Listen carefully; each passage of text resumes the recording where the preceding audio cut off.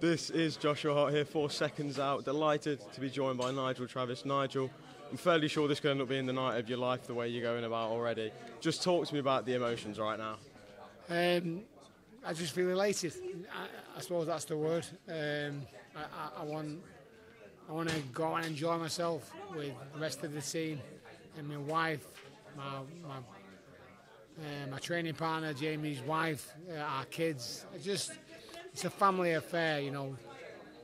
Jack Catterall's fiance, who he marries in 10 days.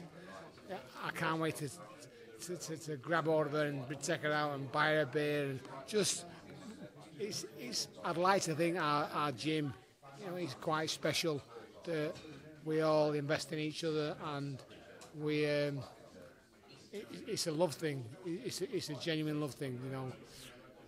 And it's not a stupid thing, but genuinely the feeling we have in the gym, it's like a family, and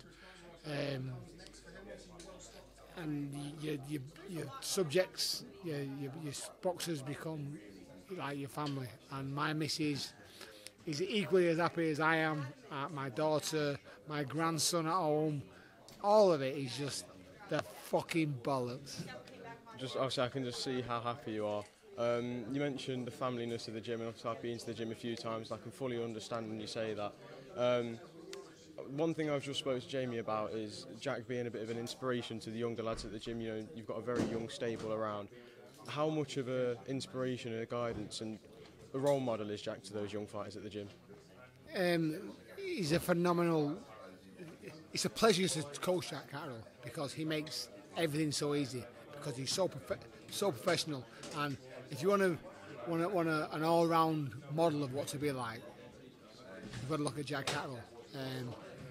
After February, is that like 22nd? You know, 2022, whatever it was, 27 months ago.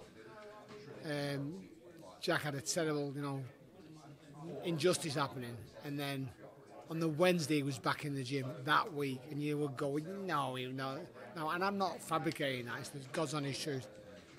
So, any kid who wants to look at how, what, when to go, you look at Jack Catterall, because he's just and I'm dead proud. You know, I'm elated. I'm just dead proud that he's got this much deserved victory, and as far as I'm concerned, he's put it to bed. You know, he's quashed that beef, he's done all that, and it's done. Talk to me about the performance. Obviously, walking into this post-fight press conference, I was walking with you, and we were going through the bits that I thought worked best for Jack.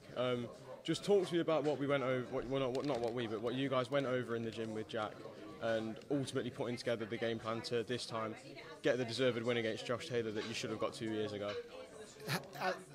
It's harder, I would suggest, to change a massive amount after the first fight, because the first fight was, in my opinion, and I would say 90% of the people who've watched it, who scored it properly, gave Jack a victory. So there's not a lot of difference, but what I would say more than anything is that tonight Jack Catterall beat a very, very, very good Josh Taylor, and that's what I take out of that fight.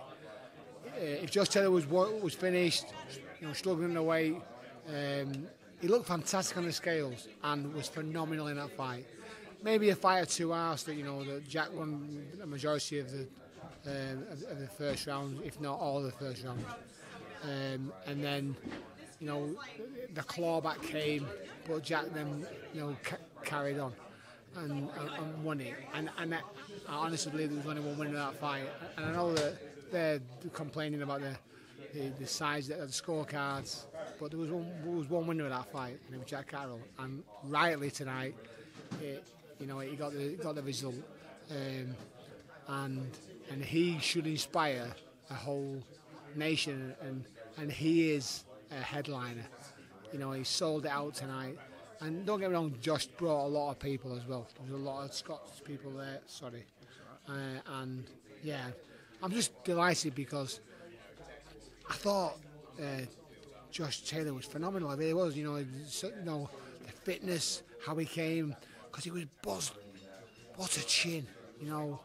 I really thought Jack could have got him out there at 1 or 2 points in the fight, but you know, we're just happy with the result, and then now we've got to go and do what we do, carry on. I don't want to focus on the negativity post-fight, but I've got to ask you, like I've just asked Jamie about Bob Arum's post-fight comments.